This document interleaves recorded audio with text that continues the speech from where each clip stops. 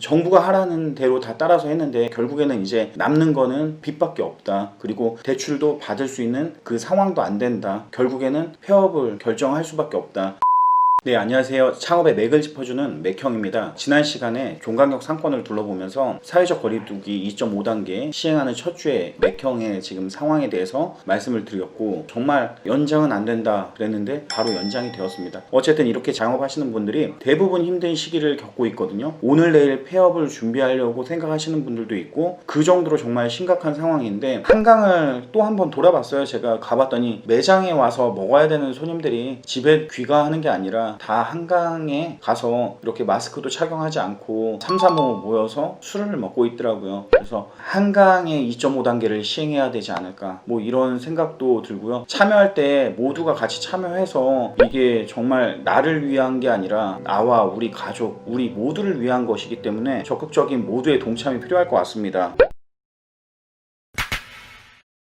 그리고 이렇게 댓글들을 읽어보면 말레이시아 직영식당을 몇 개 운영하고 계신다는 이 맥형TV 구독자분이 이렇게 글을 남겨주셨는데, 말레이시아는 3월 17일부터 3개월 반가량 국가를 봉쇄했다고 합니다. 말레이시아도 처음엔 일주 그리고 무급휴가를 허용하긴 했으나 국민들의 건의로 가게를 열지 않아도 급여의 100%를 지급하는 걸로 바뀌었고, 문제는 이제 처음에 일주일만 한다고 하던 국가가 이제 2주씩 3주씩 뭐 이런 식으로 연장이 돼서 3개월까지 갔다는 겁니다. 그래서 사실 이 댓글 보고 무서웠어요. 한 주, 두 주가 계속 3주, 4주, 한 달이 되고 이렇게 될까봐. 근데 이제 이 분께서 이런 마지막에 코멘트를 주셨거든요. 만약 이 기간이 2주가 아니라 한 달, 두 달, 또는 무급이 아니라 유급으로 간다고 가정했을 때, 그러니까 오래 간다고 가정하고 준비를 해야 된다라는 거죠. 어떻게 될지 모르기 때문에 다음 주에는 정상 영업 되겠지라고 생각보다 최악의 또 경우도 대비를 해야 된다. 말레이시아도 그랬다라고 이렇게 말씀을 해주신 거고요. 중요한 거는 자영업 하시는 분들의 구조를 이해 못하고 이 정부에서 행정을 담당하는 사람들이 뭐 재난지원금 같은 경우는 뭐 차등해서 이렇게 지급을 한다, 자영업자들. 근데 이제 그게 매출 규모로 영세한 곳부터 이렇게 지원을 또 하고, 이런 부분들이 사실 이 자영업 구조를 잘못 이해하고 있는 부분이라고 생각을 하거든요. 이렇게 힘든 시기에는 사실 고정비가 큰 데가 가장 고통스럽습니다. 참 이게 정책이라는 게 어려운데,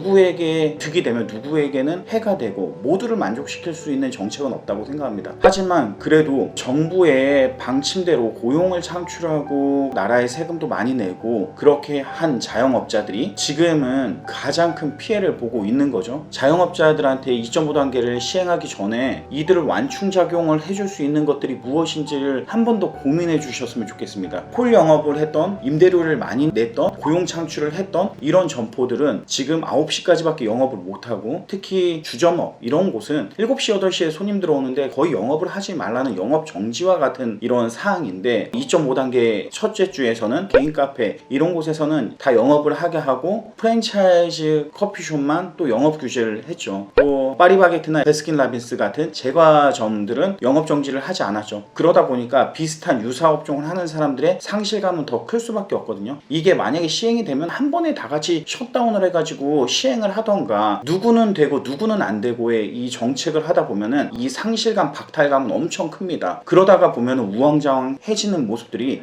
나도 그러면 배달해야지, 이제 와서 급급하게 막 또 다른 걸 준비하다가 이것도 안 되고 저것도 안 되는 경우들을 만들어 버리는 거거든요. 코로나 시작했을 때 그 프랜차이즈 본사들이 자진해서 이렇게 로얄티를 감면해주고 했었잖아요. 그러면서 건물주들이 착한 건물주 뭐 이렇게 이야기가 나오면서 임대료도 낮춰주고 같이 적극 동참해주는 모습들이 보였었는데, 사실 지금 같은 시기 뭐 임대인들도 다 사정이 있다고 생각합니다. 저는 정부에서 이 임대료에 대한 지원 방안이 분명히 행정적으로 마련이 돼야 된다고 생각을 해요. 이 고정비에 대한 부담이 큰 게, 외식업을 하다 보면은 각종 비용이 많이 나가는데 인건비 내고 재료비 내고 임대료 내고 그리고 세금 내고 내가 투자해서 남는 명목을 보면은 정말 없어요. 요즘같이 경쟁이 치열하다 보면은 비싸게 받아서 팔 수도 없는 상황이고, 그래서 어쨌든 정말 어려운 상황인데, 이들이 가지고 있는 것은 지금 빚이거든요. 그런데 지금같이 1주, 2주 문을 닫아라 이렇게 하면 진짜 정말 어려움이 엄청 많죠. 사실 키즈카페나 PC방이나 노래방 그 대형 점포로 운영되는 자영업자들은 고정비의 부담도 확실히 크다고 느끼고, 체육시설같이 이렇게 회원권을 미리 팔아가지고선 이용하게 만드는 곳은 회원들이 불안해서 회원권을 환불하고 이런 누적된 부분들까지 생각을 해주셔야 되는데, 그게 안 되면 결국엔 빚을 내고 하는 자영업자들이 지금 낭떠러지 서 있다고 생각이 듭니다. 제가 어제 페이스북 통해서 지인이 공유한 사진을 봤는데 신촌의 한 노래방이 폐업을 했습니다. 폐업을 하는데 이제 사장님께서 현수막에 긴 장문의 글을 적어서 밖에다 걸어 놓으셨는데, 정부가 하라는 대로 다 따라서 했는데 결국에는 이제 남는 거는 빚밖에 없다. 그리고 대출도 받을 수 있는 그 상황도 안 된다. 결국에는 폐업을 결정할 수밖에 없다. 난 어떻게 살아야 되나, 막 이렇게 이 호소문을 적으셨는데 남일 같지 않더라고요. 그래서 직접 현장에 가서 제가 영상으로도 한번 실제 그런 현수막이 정말 있는 게 맞는지를 보기 위해서 영상으로 담아봤고, 그래서 정말 안 좋은 생각들을 많이 하고 이 힘든 시기에 어떻게 살아가야 될지를 되게 고민을 많이 하고 있는데,